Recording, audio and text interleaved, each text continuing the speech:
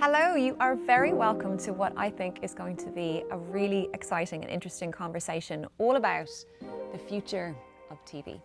I am Sarah Byrne, I'm a director in Google for agencies and partners, and I have two really special guests I want to introduce you to today. So we have with us Alex Glover, Managing Director of Programmatic for Brainlab, and also we have Will Green, who is a media manager for Google. Hello. Hello. Good morning. Good to have you here. Thanks for having me. Brilliant to be here. Looking forward to this. Very good. So we are broadcasting to you from EMEA HQ here in Dublin's Fair City. And I want to set up today's conversation a little bit. So I was thinking, and bear with me while I go off course for just a sec. I was reading this article in The Atlantic recently. I'm just name dropping The Atlantic. And they were talking about architects and how they design homes in America, and it seems to be pretty representative across the world. And I'll tell you what blew my mind. In the olden days, when they talked about home entertainment, the thing architects used to design houses around was the size of the dining room and the orientation, and it was all about a big dining room with loads of natural light to have all of your fabulous dinner parties. Today, home entertainment is still one of the biggest things driving design, but home entertainment is defined now by the orientation of each room around the screen, right? And it made me think about this conversation. I was thinking, isn't that staggering? Because we talk a lot about in advertising world today, TV, the role of TV, the future of TV, the rise of video, and how those two worlds are colliding.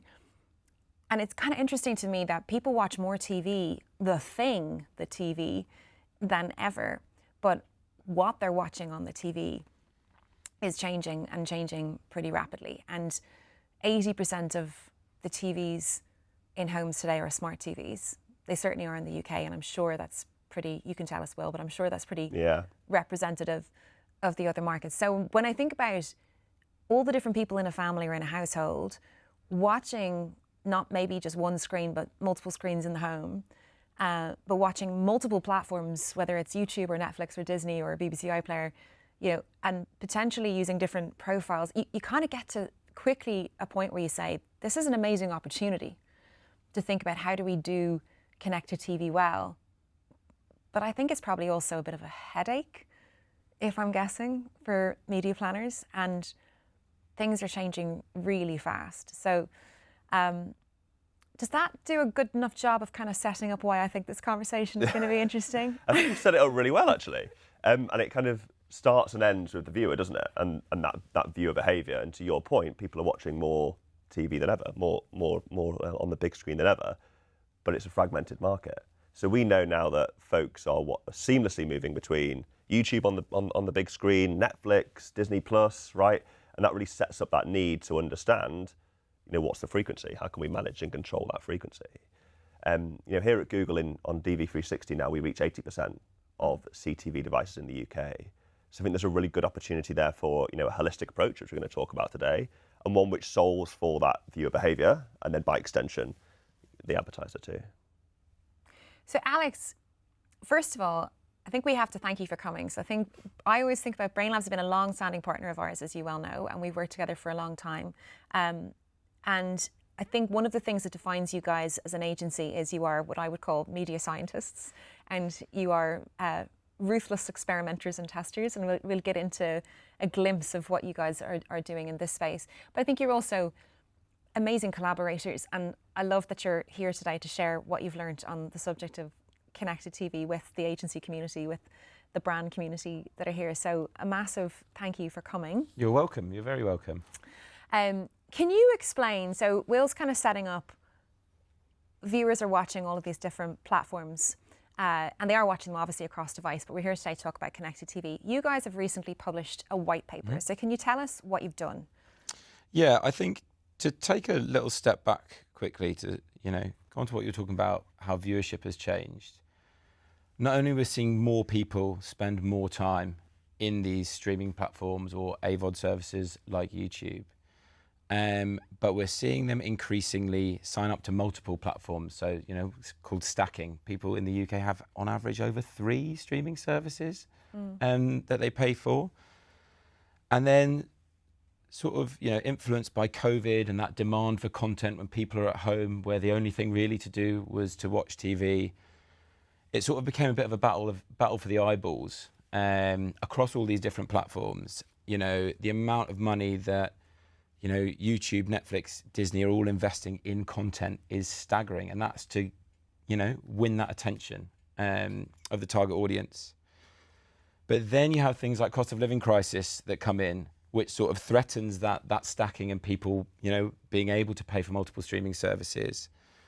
So then we got the introduction of the ad-funded tiers. And that's where the opportunity really started to explode as well for advertisers and for agencies, because now we have an increasingly scaled opportunity to engage with our target audience across multiple different streaming services when they're watching the content that they love most. So that was the opportunity for us and for advertisers. But then I think the challenge comes around that fragmentation.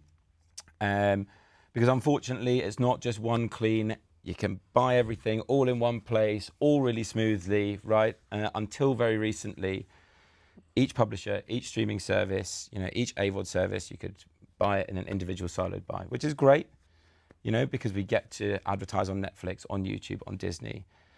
But it's not a very effective way of buying media. And there is that unknown overlap, right? If you spend £100,000 in YouTube, in Netflix, in Disney, you're likely reaching the same person a number of different times, but you're not able to tell. So what we wanted to sort of tackle with this white paper, it was very well timed in DV360. The integration with Netflix came out, but also our ability to cross-publisher frequency cap. So that for us turned that challenge into an opportunity, and what we really wanted to do was to test A, does the frequency capping firstly work? It was a brand new feature, but B, is it impactful? Does it allow us to buy media more effectively? Does it allow us to treat that audience as one and invest our budget to maximize the reach and the engagement that we're getting from that audience? Okay, there's a lot in what you've just said, right? And I want to unpack it a bit. So if I'm hearing you correctly, you're basically describing what Will referenced earlier, sort of this audience fragmentation, right? So I'm right in thinking we've got audiences across these different publishers or platforms on the same device, and actually not just the same device, but multiple devices.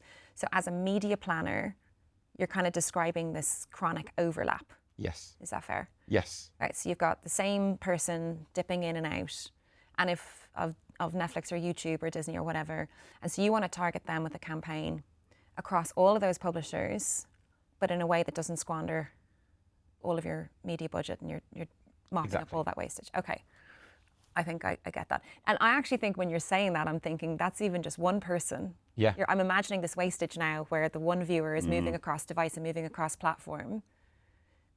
But in my household, we've got 5 profiles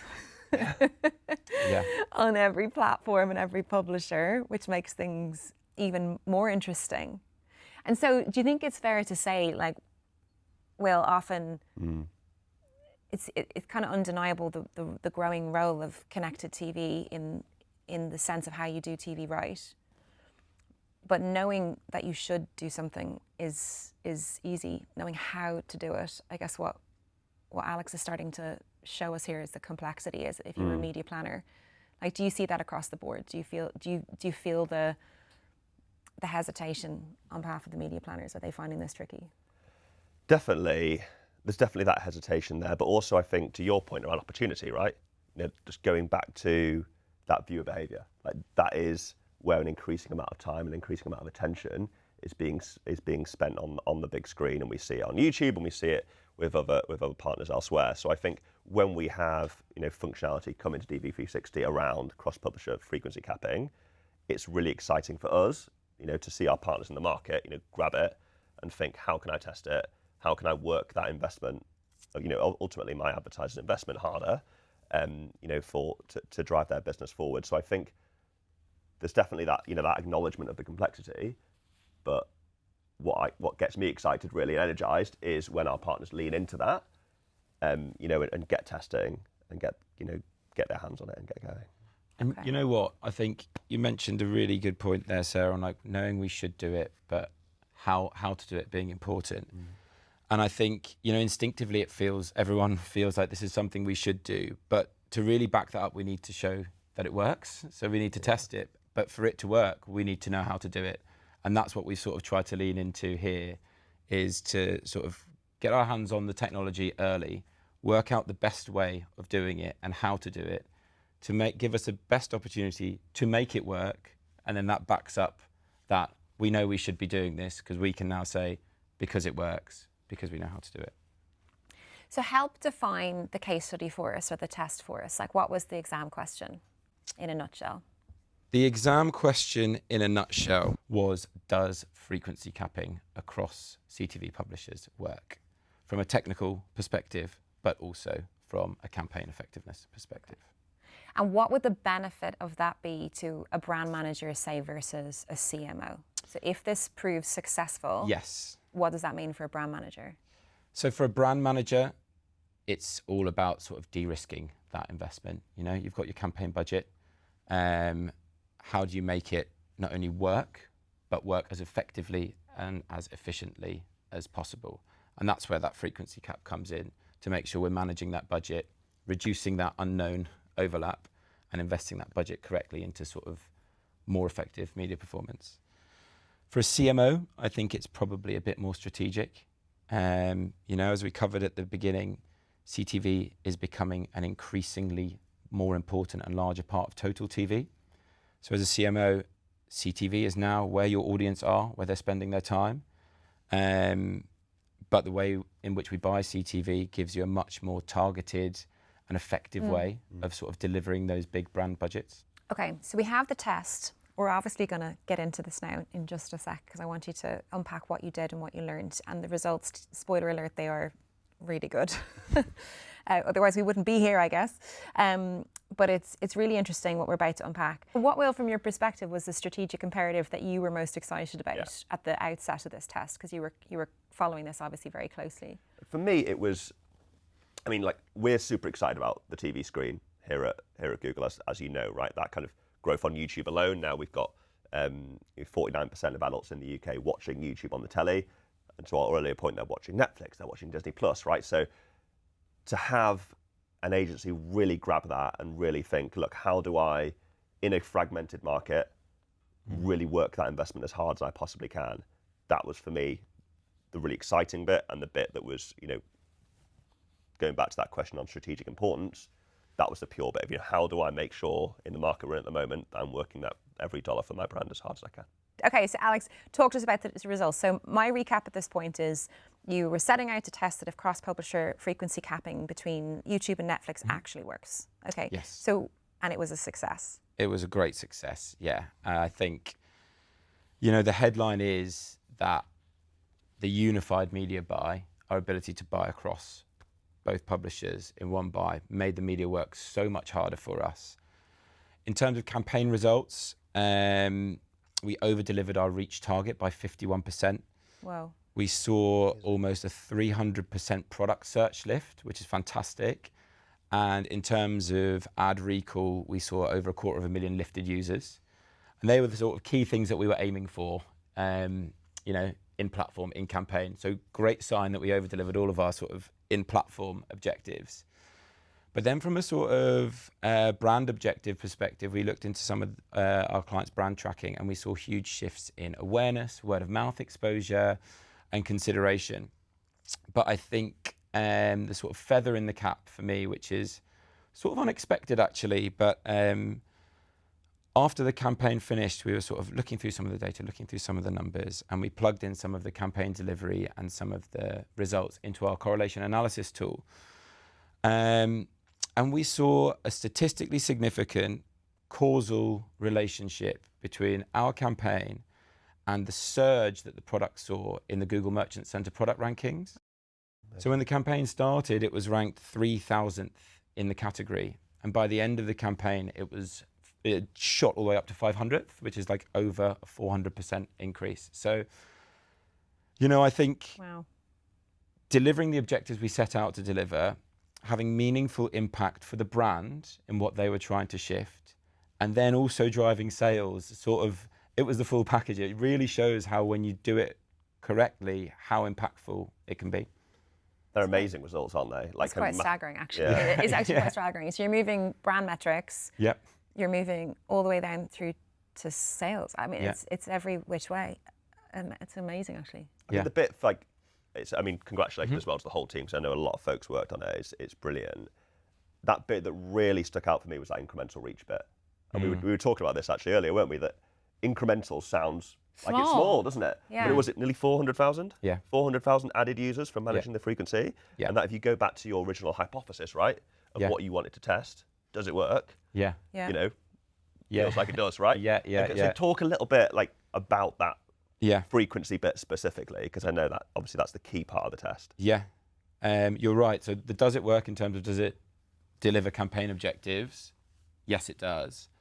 And then in terms of that frequency cap, I think that 400,000 added reach is a perfect illustration of the efficiency that it can drive by sort of managing that natural overlap between the two publishers, reinvesting the budget that would have been spent on both without us meaning to, if we'd have bought them in silos, allowed us to find even more of our target audience. And like, frequency capping is a very simple concept in digital, but it's very new to CTV, and something so simple is clearly very, very effective. Yeah. And because this test was on 2 publishers, well, today, what in percentage terms, like how many publishers, what percentage of publishers is DV360 reaching?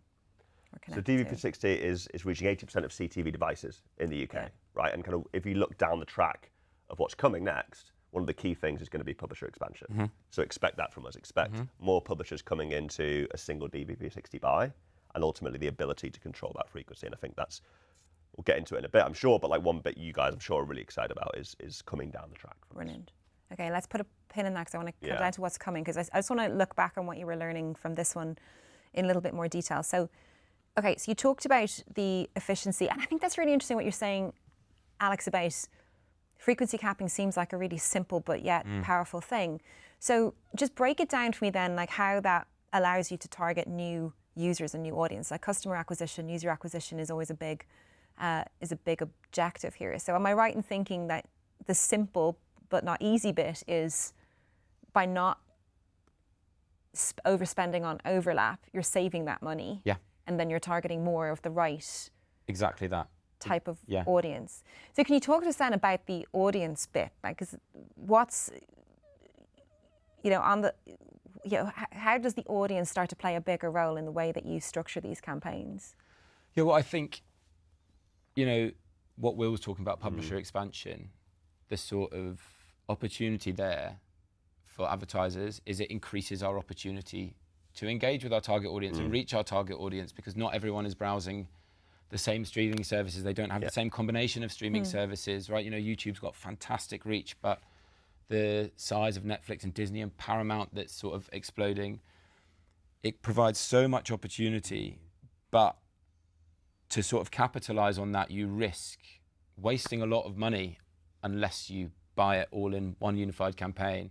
And that's what the frequency cap allows you to do. It allows you to be deliberate with that overlap, right? Because frequency is not a bad thing. Frequency is a good thing, especially with brand objectives, right? Sometimes you want to increase your frequency, but it allows you to be deliberate. It allows you to be targeted. And then with that budget you saved from that unknown wastage, like you said, we tend to reinvest it in trying to find even more of our target audience for the same budget. And just kind of testament to how quickly this area is moving, I know we'll get to what's coming next in a minute, but Google Audiences across this entire unified publisher set is a new launch for us. You couldn't do it when you did this white paper, but you can now. So are you talking about things like affinity audiences? So leveraging that search data, that YouTube search data, that watch time data across a unified buy on something like affinity is something we're really excited about for getting our hands on and testing. I think we're going live with a test in 10 days or so. So we are also very, very excited about it. It's happening now, right? Yeah. Okay, let's talk about more about that. So I guess what I'm sort of inferring from what you're saying here, though, is it feels like there's a bit of a shift. So instead of targeting the publisher or the platform or deciding that we're going to invest this amount of spend on the platform or the publisher, you're now sort of shifting into this audience. So like we're going to start targeting the audience more effectively, that they become sort of the primary focus. Yes. And like what did you learn about the audience mid-campaign? Like, were you able to make changes during the test, or did you sort of set it and sit back? Yeah, no, so this is my favourite part of this campaign, because obviously the results were amazing. It was a brand new feature that we were testing. It was a brand new thing that we were doing, and we were really encouraged by the results. But, you know, very much in a Brainlab's fashion, we're very curious about what's going on, what's driving results. And, you know, partway through the campaign, we were looking at some of the ad recall studies. And we identified that there was a particular audience, a particular demographic that were responding especially well to our ad. And, you know, even though the objective of this was to test frequency capping, what CTV offers is like the targeting of digital as well. So when we sort of identified there's one particular audience that this ad is really resonating with if we reach them a certain amount of times, we sort of decided mid-campaign that we wanted to sort of pull those targeting levers to isolate that audience. We dialed up the frequency to ensure that we were able to reach them the correct number of times, or the number of times that we were seeing was driving a positive response from the campaign, but then also using that frequency capping across publishers to ensure that after we identified this insight, that our budget was focused on finding more of that high-performing audience and reaching them the number of times it required to drive that positive sort of response about the ad. And pretty much immediately after we made this optimization, because I was quite nervous about, right? It was a bit like, if it ain't broke, don't fix it. I could already see like the case study coming with how good the results were. But we saw a huge spike in ad recall. We saw a huge spike in search lift. Wow. And we also saw a huge spike in added reach as well by dialing into that sort of frequency capping. So that mid-campaign optimization, that opportunity is huge, right? That agility, we've never really had that agility in a TV world before. No, especially for us as like digital teams, you know, being able to apply all of that sort of, you know, insight and how well we can respond to insight on a TV is something super, super exciting for us. That's really significant. Yeah. It's huge. Yeah. So, Will, you mentioned the future, and now all I can think about is tell me more. Yeah. So let's come back to that. So let's look ahead. The white paper touches on what's coming next. So what do you think the future of unified CTV looks like from your perspective? How's Google enabling it? Yeah, sure. I think I'll reaffirm two things I've kind of alluded to already, and then kind of mention a third. But I think the first one is quite simply publisher expansion. Okay. So that piece around more publishers in a single DV360 buy. You know, we're at the start of that journey now, so expect more of that from us, to my point earlier. I think the second bit is that audience bit. Again, that's a recent drop, right? We're just at the start of that. So how do we start to really leverage that audience data? Is that live? That's live and ready to go. Good. So, you know, if you're watching, you know, dial into that. And then the final bit, and something we talk about a lot, and you just kind of alluded to some of it there, and I know you think about brand lift a lot, but it's measurement, unified measurement, right? So how do we start to have a cohesive view across all this activity you're running through DV on the TV screen? And it enables this type of test and learning, right? You know, more allows us to build out more, you know, more hypotheses and test them in a way that we're more confident with in the results. So yeah, publishers, audiences, measurement. Love that. The power of three, Will. Power of three, yeah. Alex, what about Brainlabs? How are you guys thinking about the future? What next? You said you've got another test cooking. Yes. So not to repeat exactly what Will said. Plus one. Yeah. Yeah, he's plus one it. Yeah. That publisher expansion is super exciting, right? From a opportunity to reach perspective, but also, you know, brands being able to tap into new streaming services or new types of content and align their brand with the newest shows that are coming out is really exciting. But I think when you combine that with the sort of single view of an audience, using those sort of Google audiences, that allows us to do what we've done in this campaign, you know, to the nth degree. Have one single definition of an audience based on, you know, their affinity or whether they're in market for something, and reach that audience across all of these different publishers and deliberately manage the sort of cross-publisher frequency. That's super, super exciting. I think the holistic measurement point is also so important. Yeah. Because it will allow us to start identifying, which publishers are contributing best to that, to that audience response, or even down to like a creative level, which message on which publisher is driving the best response for us. And then not just a copy wheel, to say one other thing that I'm very excited about, which you guys announced at GML, is attributed brand search. Because I think, from our campaign, we were able to correlate impact on CTV to sales.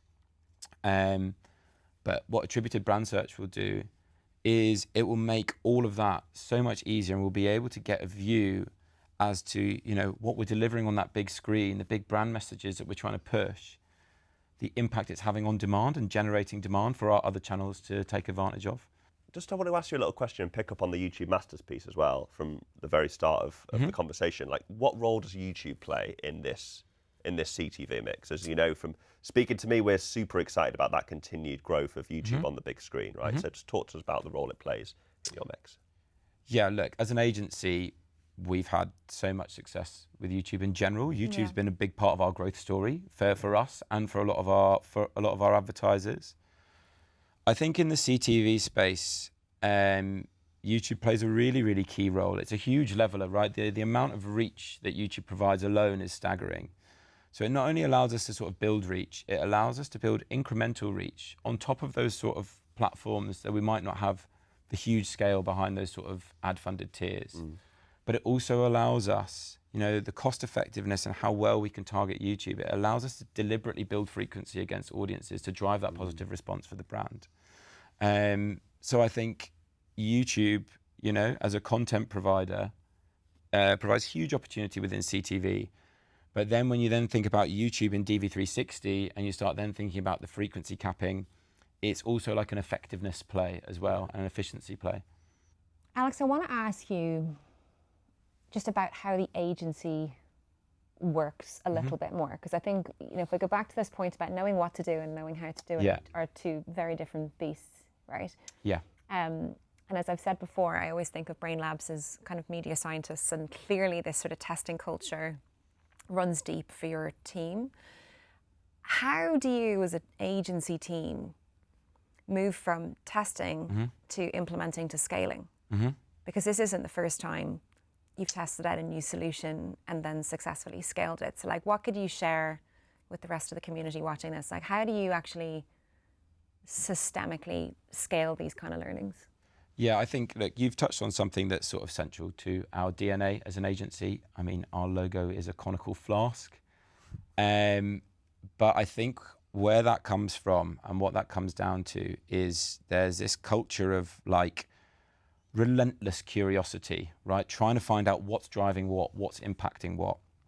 And that ultimately comes down to trying to drive the most efficient way of doing something, the most effective way of doing something, or delivering the sort of the best results for our clients. So I think, we've obviously got that hunger to try and find out how things work, why things work, what's driving positive results, what's driving negative results.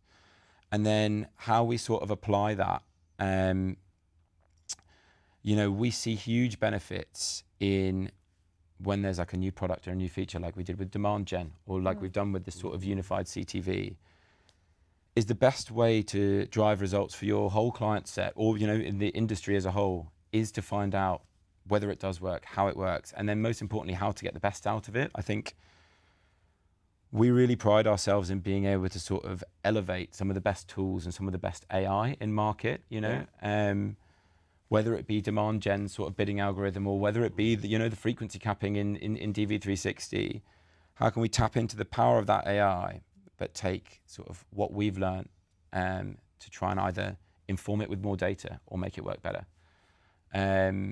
And I think there's a benefit to doing that early, because once you learn how to use that tool, you share that with all of your clients, and they're off on a much higher footing already. And then if anything changes in the future, like the CTV landscape will continue to do, we already know how to drive a baseline, really, really strong performance, and then we're just reacting to any changes to see how we can get the best out of them. There's a really strong sense of community, I suppose, in what you're saying, that you seem to be sharing things early and fast. And is there an element here of keep moving, not necessarily about seeking perfection here, but just keep moving, 100%. keep trying. 100%. That's one of the first things that I was sort of taught when I came to Brainlabs, you know, a behavioural change that I had to make. And, you know, I think it's particularly pertinent to CTV. The landscape is too dynamic for like resting on your laurels, doing things the sort of old way, or, you know, you don't even have time to make a playbook because things have changed. So yeah, I think by just getting in platform and testing, you know, like that optimization that we did, I was nervous to do it because things were going so well, but we wouldn't have learnt, you know, that you can drive even better performance by doing that if we hadn't have sort of Gone for it. Yeah, gone for it. Yeah. Fair play. Will, what would your advice be if our listeners here are brand side or the agency side?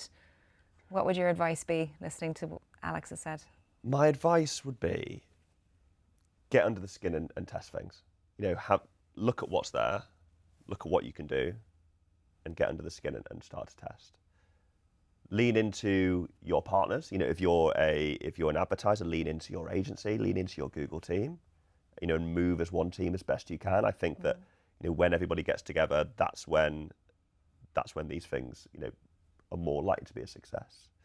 And then, like, finally, just to kind of sum up that point you had, like, don't let the perfect be the enemy of the good. Like, you will, if you take one step forward, you will eventually get to your destination, right? But you have to take that step.